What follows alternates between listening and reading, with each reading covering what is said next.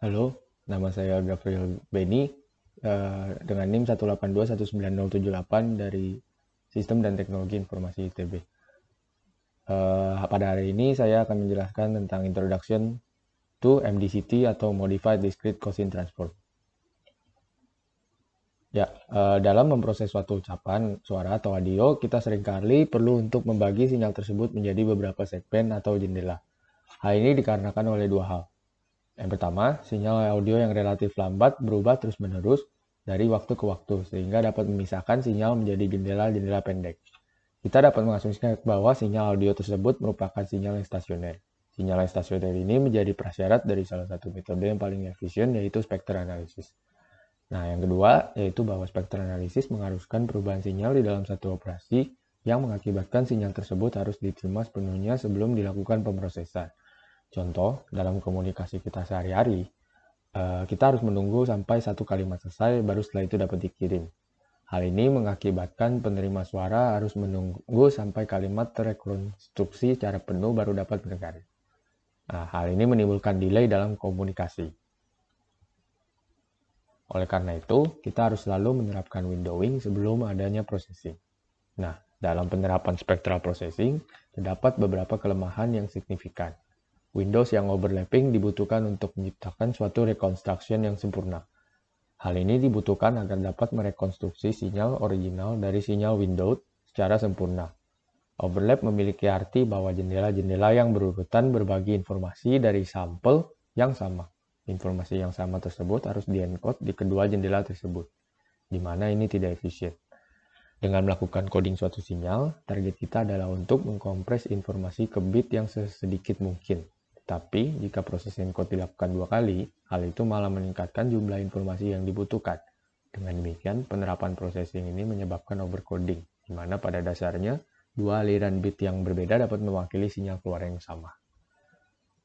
Oleh karena itu, muncullah sebuah solusi untuk masalah ini, yaitu MDCT atau Modified Discrete Cosine Transform, yang menggunakan metode projection operator pada overlap sehingga informasi di jendela yang berurutan saling ortogonal. Oleh karena informasi yang disimpan sempurna, jumlah informasi yang diproses tidak bertambah maupun berkurang, sehingga dapat kita katakan bahwa operator telah critically sampled. Modified Discrete Cosine Transform atau MDCT adalah sebuah metode transformasi yang berdasarkan DCT tipe 4 dengan properti tambahan yang tersusun. MDCT ini dirancang untuk digunakan pada blok yang berurutan dari kumpulan suatu dataset yang lebih besar, di mana blok-blok selanjutnya saling tumpang tindih atau overlap, sehingga setengah bagian belakang dari suatu blok bertepatan dengan setengah bagian depan blok berikutnya. Overlapping ini membuat MDCT sangat menarik untuk digunakan dalam aplikasi kompresi sinyal, karena MDCT membantu menghindari artefak yang muncul dari block boundaries. MDCT juga memiliki keunggulan di mana dalam pembuatan MDCT bahwa MDCT adalah teknik kompresi lossy yang paling baik digunakan dalam kompresi data audio. MDCT ini dapat diaplikasikan dalam beberapa audio coding standar seperti pada MPEG-1 layer 3 atau MP3 encoder, MPEG-2 AAC encoder, Dolby AC3, dan lainnya. Lalu juga digunakan pada speech coding standar seperti pada AAC-LD, G7221, G7291, Self, dan Opus. Nah, MDCT ini sebagai transformasi yang lab, dia sedikit berbeda dibandingkan dengan transformasi Fourier lainnya karena MDCT memiliki setengah jumlah output sebagai input, yaitu bahwa jumlah output dan input tidak sama. Dapat dikatakan ini adalah fungsi linear fr pangkat 2n sama dengan r pangkat n sampai dengan x pangkat 2n min 1.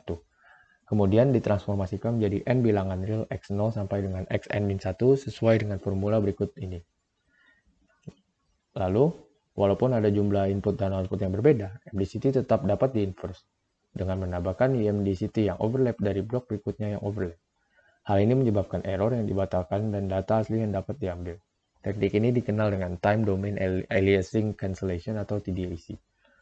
Inverse MDCT atau IMDCT mengubah n bilangan real x0 sampai dengan xn min 1 menjadi 2n bilangan real y0 sampai dengan y2n min 1 sesuai dengan formula berikut ini.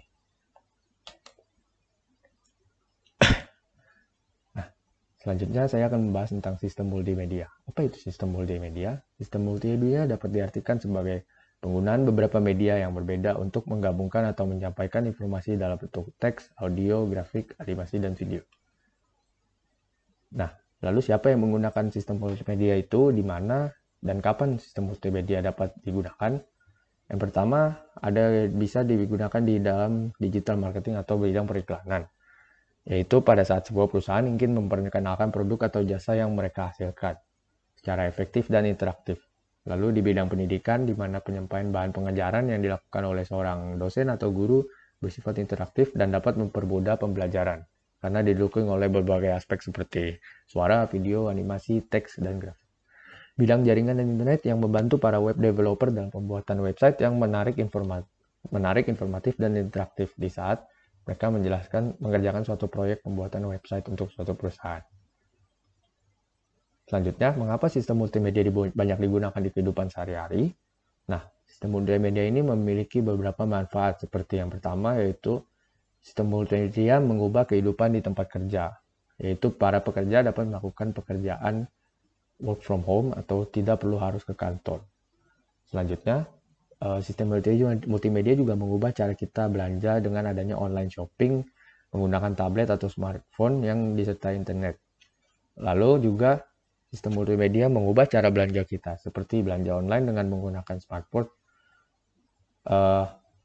dan juga seperti bank online, sehingga cara bisnis pun dapat diubah.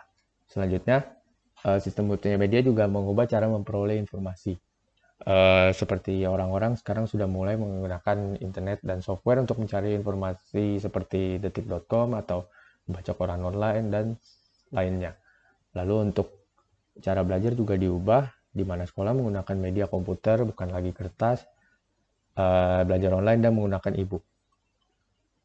Nah, yang terakhir, sistem multimedia. Bagaimana sistem multimedia itu diproses atau proses yang ada di sistem multimedia.